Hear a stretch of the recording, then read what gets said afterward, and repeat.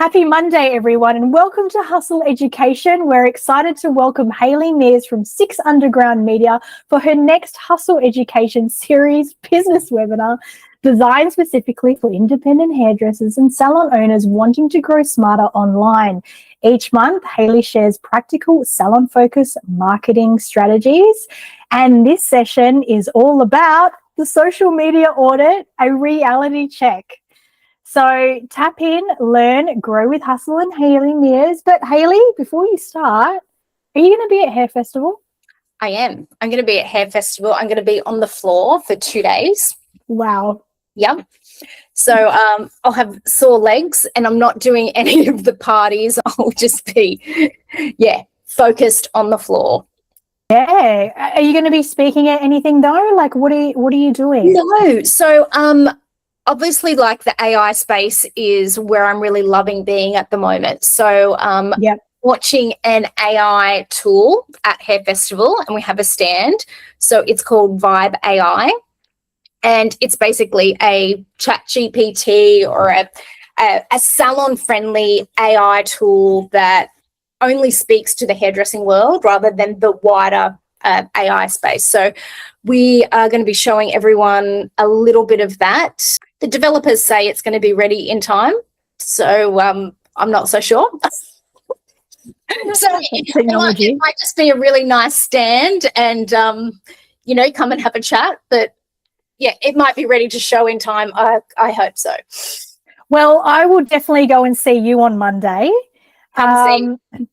Look, I'm going to Hair Festival as well, and I hope you don't mind, Hayley, because I'd love to see people's faces in person because I only ever see people's faces, on the screen. So, yes, Hayley, I'm going to see you and I'm going to give you a big hug. I hope you don't mind. But, yeah, Monday, 11:30, the Empowered Indie, anybody that's at Hair Festival, come and see Rob and I. We'll be talking. We're the first one that is guest speaking for that segment. We'd love to see you there. And, of course, hugs all round for sure. So, yeah. All right. Well, that's enough of Hair Festival. I'm looking forward to it. It's in 2 weeks, but I'll pass the mic over now to you, Hayley. Thanks so much, Marmy. Okay, so we're up to week number 3, which is going to be about the social media audit. I think of a social media audit like a deep clean or a bit of a reset, like actually a mechanical reset, because there's so many things that tech gathers in terms of information. Just like an old computer, if you've got file on file on file, your software hasn't been updated and it's all sitting there parked in the one portal, what happens is things start to get a bit slow and a little bit sluggish and they're not optimized. And the same goes with all of your social platforms. So I actually like to do a bit of a clean out or an audit, a really good deep one every 6 months, but there's nothing wrong with little minor adjustments here and there. And so I want to talk you through how to do it, what it looks like, and what the benefits of that cleanup are. So a bit of a reality check is stripping away the vanity of our social profiles. And for so many years, we've really been caught up in the number of followers that we have. And that number of followers has really been the metric that I guess gives us agency or profile, or it's been a measure of our success.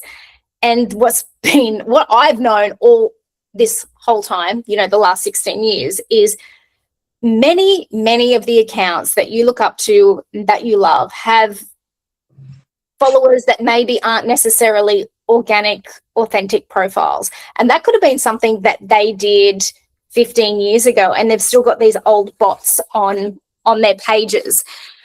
Now, I'm going to talk about what that does to a page. Like I remember I had clients that were like, we need to buy some followers to kind of get the audience moving. And at the time I was like, yeah, absolutely. Like it's really hard to gain new followers. So we could buy packages of followers. I'm going back like way over 10 years ago now. And you might spend a couple of $100 and you'll get 1,000 followers. Now those 1,000 followers might be targeted followers from a particular country, so that we geofence them to Australia, or they could literally just be bots that make the number of followers that you have look a lot larger than what's actually there. So as technology has moved and as Instagram has gotten smarter, it recognizes the fake ones versus the authentic ones. And there's two things that happen here. Number one, the more of the inauthentic followers that you have, the less you get organic reach. So the less people see your content organically. But also, Instagram or Meta will do their absolute very best to knock those profiles off your account. So they do something called a dormant account sweep, and it probably happens a couple of times a year. So I don't know if you've ever had this happen to you, or if you've had it happen or you've observed it with someone that you follow, is one day they have 35,000 followers, and then literally the very next day they're down to 24,000 followers. Like, what was that massive unsubscribe? And what it is, it's Instagram going through, verifying the accounts and just removing all of that kind of dead weight or all of the bot followers. So I find it really interesting because I see more accounts in decline at the moment than I see in growth mode. The only time I see an Instagram account in a really great growth mode is, firstly, it's a new account and they're getting a little bit of traction, or they have a really aggressive advertising campaign where they are spending significant money on the procurement of new followers. That's kind of where we are at the moment. So to me, that vanity metric of how many followers you have is just no longer relevant. And the amount of followers that you have is, in our world, when I'm talking about, salon world, not necessarily our B2B part of the industry, but it's geographic to where your business is. As if you've got 1,000 followers and all of them come in and spend heaps of money with you, then that is the most valuable audience you could possibly ask for. That's so much better than 20,000 followers and you've got 50 of them that actually come into, your business and spend money. So I think we just need to detach from the vanity of how many followers we've got and understand that the value of our followers is actually who's targeted and who is real, but also the value of who's actually engaging with the content that you post. So who is it? Who are your ideal followers that are liking your content, sharing your content, saving your content? Those are the people that actually keep your account visible to everyone else. So we're going to go through and just kind of grade the current performance of what that looks like. And the easiest thing to do when it comes to cleansing your socials is just to think about what is not working and then just stop doing it. So, for example, and what I've observed in mine, and I think you'll probably notice this yourselves now that I've pointed it out, if I post a static single image with a caption, I get nothing. It goes nowhere. It's minimal reach, minimal engagement.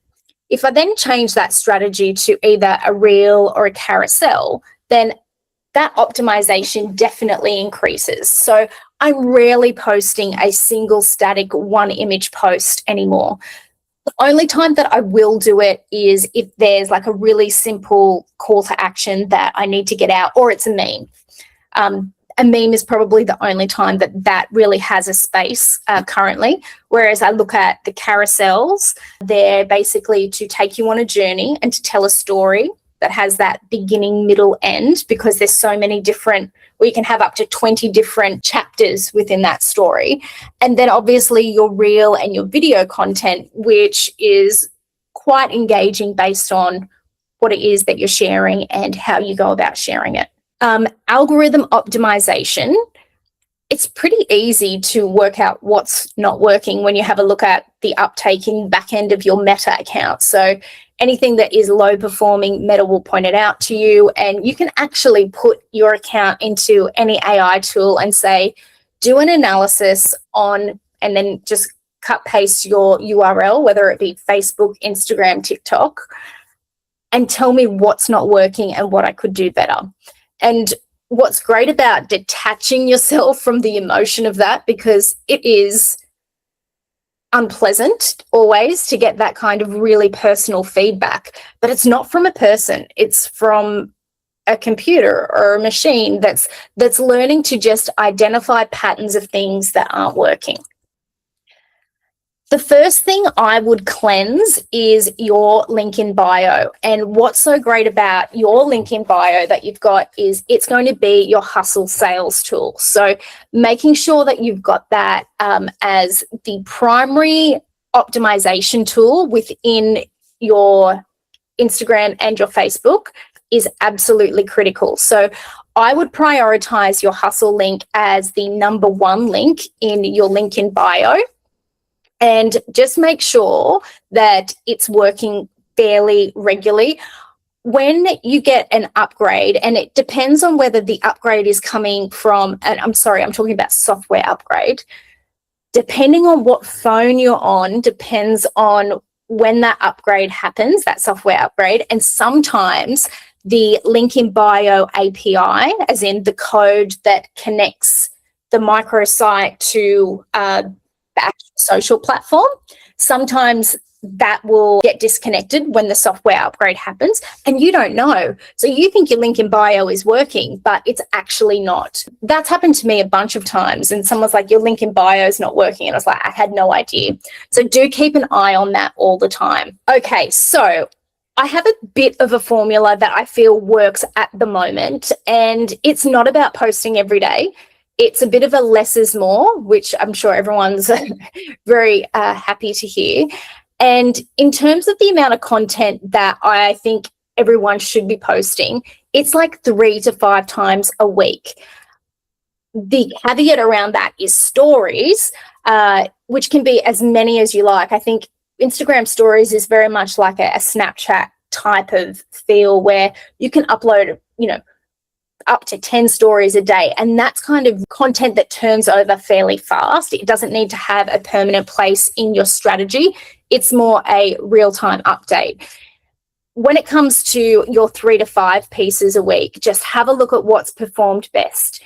Always start with the best performing post that you have ever had and work out all of the things about that post that you can pick that made it successful. Was it the fact that it was face to camera with you? Because anything that is you on camera gets higher levels of engagement. And that's because there is more of an emotional, personal connection with you and your audience. Anything that's more image-based or without you face to camera, it just doesn't have that same, firstly, the authority of what the message is, but authenticity as well. And I will put my hand up and say I've hidden behind my social posts for years.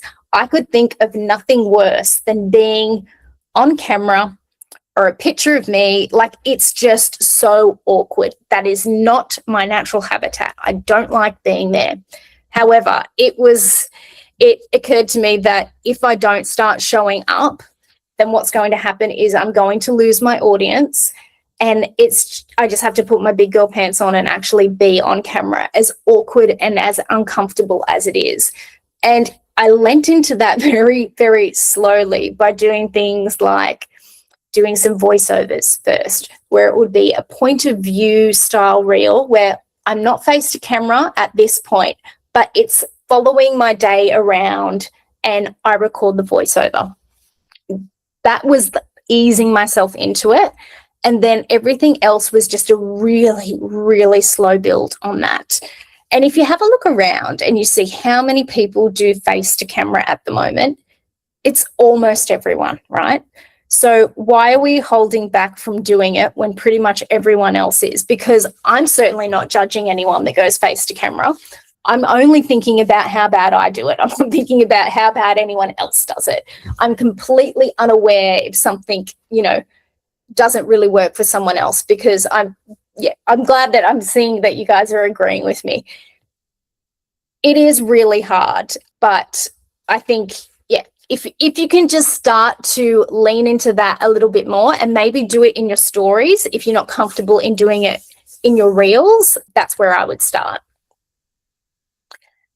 The next part of your audit, which is like your deep cleanse, I find cleaning so cathartic. I used to hate cleaning.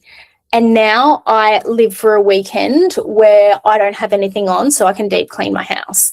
And I think the reason being is my life feels so much more sorted and organized after. And this is pretty much the exact same thing. So if I were to go into my Instagram profile and I were to look at every single post that has failed miserably and not performed that well and archive it, and I'll put my hand up and say, I'm definitely well overdue to do that. Not only does it reduce the amount of clutter that I have, no one can see all of the things that haven't performed. And it's a really great way to kickstart the algorithm into thinking you have rebranded into something new. So I don't know if anyone remembers, I think Taylor Swift, and I'm not a Swiftie, so I might get this wrong. Whatever her last album was, I'm pretty sure right before she released it, she cleansed everything off her Instagram grid, like deleted or archived everything. So it kind of gave everyone that was following her a sense of, well, what is coming next? Like it really caught the attention of her audience. From there, she was able to basically build her next era of herself from the ground up. And it very much did signify that it was a new chapter in her content. So I think there's a lot of value in doing that. Now, I just want to talk about the difference between archiving and deleting. So, I mean, we delete something, it's gone forever. If you archive something, all of the metadata or all of the information on that post that serves your analytics and allows us to understand patterns of behavior still exist in your Meta account. So I don't necessarily delete everything, but I do archive it. I still want to have as much information in my Meta account for future AI to learn on. The other tip that I would give to absolutely everyone is like, and I mean this in a salon business sense, not a B2B sense, is you need to have your location or your geographic data really, really visible in your landing piece. So whether that's in the name of or your handle of your account, or if it's in something in your link in bio, make that really, really visible. I would also go in and audit out your inbox and just make sure that you're checking the back end of your messages. Like here I am just putting my hand up. Another thing I do terribly. I'm getting better at it. So there's a whole heap of messages that get archived or marked as spam that aren't necessarily spam in your account. So make sure that you're checking the back end of your inbox as well, because if someone sends you a DM but they're not necessarily following you, it automatically goes to that archived area. Okay, so your profile pic should always be as vibrant as it possibly can, with a brand color, and make sure that it's very visible. And I think when it comes to your profile pic, think about how you want people to discover you. Like, what's the first thing that you want them to see? I don't have an issue with it being a brand logo. Like, I think that's completely fine. There'll be other social media consultants that will say that's not a good idea. It should be a picture of your client or a picture of yourself. I think just do something that feels authentically you, but just make sure that the quality of the image is really, really clear. I also think using Instagram highlights, because your Instagram is a micro website of all of your portfolio. So I would have your Instagram highlights telling different stories or categorizing your portfolio in that space. So use the highlights to your advantage. So, I mean, just off the top of my head, I would have, your favorite blondes. I would even do like something seasonal. So like winter color formulas, and then I would do something on services. So if a new client's landing on your page, they can then go to that services tab and have a click through. They don't have to be images of clients, but they could actually just be static images that you've made in Canva that actually talk about what the service is, how much it costs, and how to book for it. I think that's really valuable information. Then you might have something else that could be, events or education, or it could be, here's where you sign up, all of those kinds of things, PR, local news, or it could even be individual team profiles. One thing I will say about Instagram, and I would love anyone to jump in and just kind of tell me what they think about this, is I have no end of problems logging into Instagram from different accounts. So for example, the second I go overseas, I try and get into Instagram, I'm locked out. So I've got to go through a verification process. And I did not have, I always had two-factor authentication on my Instagram. However, I've only recently moved to having a passkey on there. And I've found that is so much better than having to reset my password, go into my emails, dig out the code, upload the code. But then I've only got 30 seconds to upload that code. So then I've missed it because the internet's lagging because I'm overseas. So I would definitely recommend everyone get the Authenticator app. Doesn't matter which one you use. It's just so much better. Also, if you need to share access to your Instagram and you are collaborating on an Instagram account amongst your team, multiple logins from different devices and different internet servers are absolutely going to cause havoc. So it will be fine for a period until someone new uses it, and then everyone gets kicked out. And if you can't remember all of the details to get back in, you're in big trouble. Another piece of advice I would give everyone is to just double check that the email account that is linked to your Instagram, you have access to. So if you've lost the password to the email account that has set up your Instagram, maybe it was an old work, or for whatever reason you've just lost access, sort that out straight away, because without that you could possibly lose access to your Instagram forever. It's the only way Instagram have to verify you. So there's been times where I've had different email addresses and I've lost access to them, and this has happened for various clients, or people in my team have set up an account for myself or for someone, used their email address, they have then left, I've closed down their email account, and there's no way for me to get any verification. So that's a really important one as well. Okay, so functionality in SEO and AI hashtags.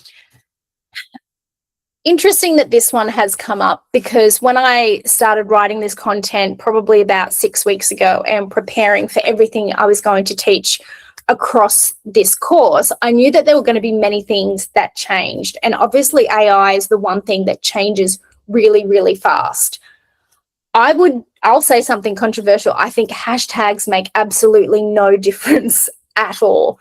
I think we have search engine optimization throughout all of the AI integration that exists within our social platforms, that anyone searching just a word doesn't need a hashtag to be able to find what they're looking for. So the keyword optimization, if it's in your caption already, your user will find it. But please try and reference your location as much as you can in your captions, because I want people to come across you when they're searching for something else in your area. So, my example of that is where I live in Freshwater in Sydney. If I could just reference that we are freshwater based, or, best blondes in Freshwater over and over again, as soon as someone's looking for something in Freshwater, I want that to be high priority, because it's all about that localized audience. In terms of the whole shadow banning space that exists within Instagram, I'll talk about that briefly. And essentially, shadow banning is when you've been a bit naughty and you're not using the rules and regulations that Instagram would like you to abide by. And what they do is they just stop showing your content to people. And one of the ways that you used to be able to get shadow banned was by using an excessive amount of hashtags, especially if they were not relevant to the content that you were posting. So if dogs of Instagram, this is like a really old example, was a trending hashtag and your post had that hashtag, but there were no actual dogs of Instagram, you would be shadow banned. Another reason you could get shadow banned is by uploading music or accessing music that's not part of the Instagram license. I think we've all probably had that happen to us at some stage. Other times, an Instagram is using AI to be able to filter this, and it's not accurate at all. It could be something like, showing too much skin, because it's a fairly conservative platform at the moment. So if you have an editorial shot of a model and they feel like it's borderline nudity, then what they'll do is they'll reduce the amount of reach that you get for that particular post. So just be aware, if you're using kind of those style of editorial images, that you're probably not going to get a whole lot of organic reach, just because it minimizes the amount of skin that's shown. The other thing could be if you're not using inclusive language, or if it feels that there's any form of hate speech. Now, obviously, no one's going to be posting anything like that. However, if it has a nuance to it, or the AI misunderstands it, that's when it could be flagged as well. So I have quite a few different resources for you guys to be able to work through how to optimize and audit your socials. I actually think the best thing you can do is just to take your URL and put it straight into AI and say, what can I do better in terms of my Instagram output? I ask it questions like, can you tell me what is the best time of day for me to post based on the success of my previous publications? What could I do better in my link in bio? And that's the most valuable one. And I check that quite frequently with our link in bio, because sometimes more emojis works, sometimes less emojis work. And that algorithm is changing all the time. I can't possibly predict what it is that is happening in that back end of Instagram. So there's a little bit of that happening as well. I'd love to hear from you guys in terms of what your audit would look like, what problems you have when it comes to the basic foundations of your social profiles. And I'm aware that I've spoken mostly about Instagram in referencing this, but if you feel that there's a question that's coming up that's a little bit more Facebook or TikTok related, please let me know, because the optimization can vary ever so slightly on the different platforms. Cool. So is anybody using Facebook more predominantly than Instagram?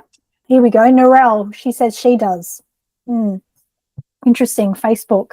And I suppose TikTok. Hayley, you went through TikTok in one of your other previous webinars, and I think majority of stylists, they're now looking towards TikTok to try and set up and things like that.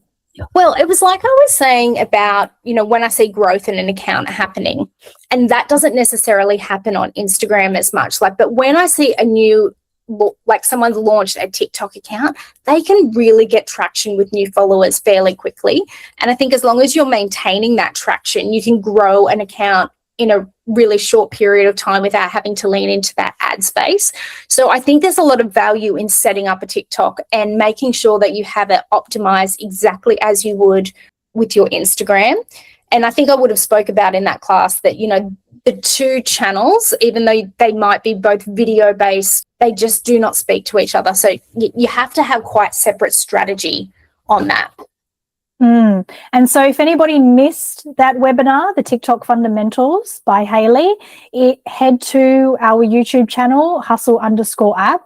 Just tap on Hayley and you'll see that webinar there. I've also attached, and like I will for this webinar as well, her PDF of the presentation you can download. Taz, you've got your hand up.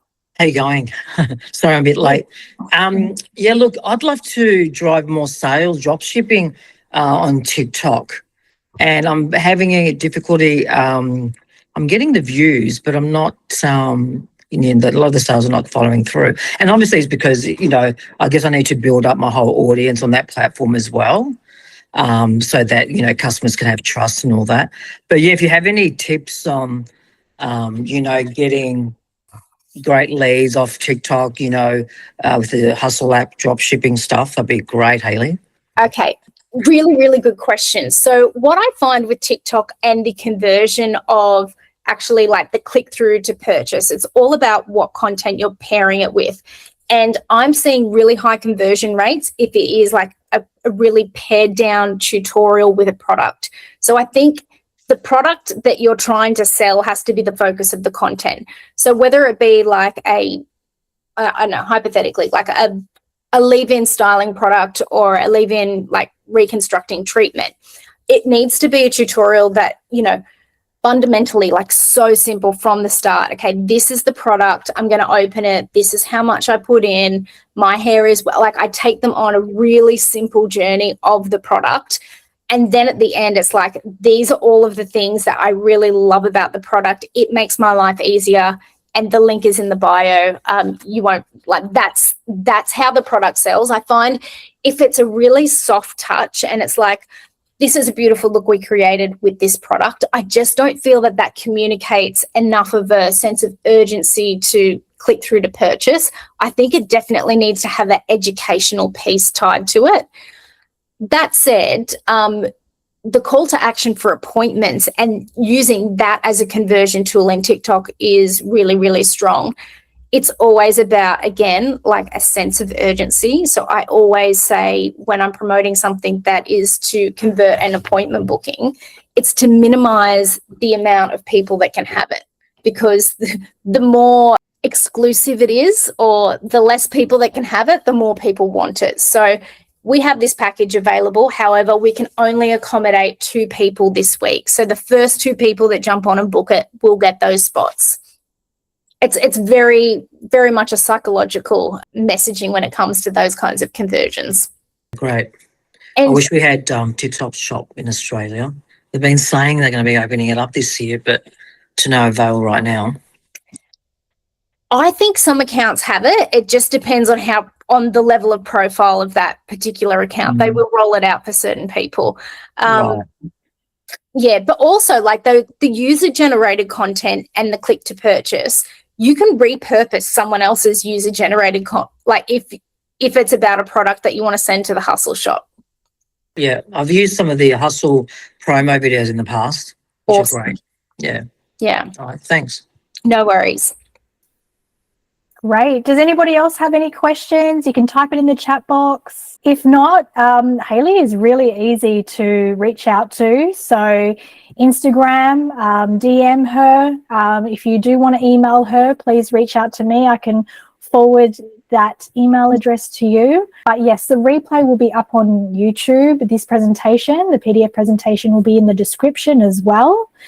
And yeah, I have sent in the chat box the next form for you to sign up to her next webinar, which is building a content calendar that you'll actually keep. So this will be interesting. That one's going to be really, really good because I'm an ADHDer, right? So I have to have some really serious structure and organization in my content planning. I'm pretty sure I've come up with like the ultimate ADHD formula. So if there's anyone else out there that has all the creative ideas but just doesn't know how to pin them down and to actually execute them, then that's going to be a really amazing class, because all of the templates are actually in the class and you just get them and then you just roll them out. They're done for you. Yep. Brilliant. So I have the form there. Please tap on that link there, RSVP. Hot tip, you lean into your Facebook groups, right? If you locations, those little community groups are just little pockets of clients waiting to be untapped.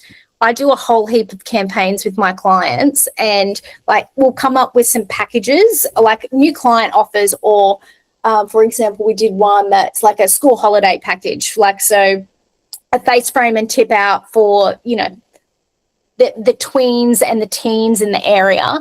And we drop that into the Facebook groups, and oh my God, the uptake's amazing because it's free organic reach, right? It doesn't operate like a page where you really got to push it out, or like there's just so much activity in those groups. That's a great place to start. For sure. It's funny because it's in line, Narelle, with what when Narelle and I were speaking, that, yeah, those community pages are fantastic. Where I live, at the Dandenong Ranges in Victoria, mums groups. I catch stylists. Oh, yeah. Stylists putting out their hustle dropship links on the community pages. I'm like, yes, yes, yes. And that is how you do it, you know? Thank you so much again, Hayley. Thank you, everybody, for joining. Thanks, guys. Dane says, thanks, Hayley. Have a fantastic week. And thank you, Brent, for the love heart, and Christy. We'll chat to you all a little bit later. Thanks, Marie. Thanks, Nish. Oh, getting the love from Thanks, everybody. guys. See you, Liz. Bye.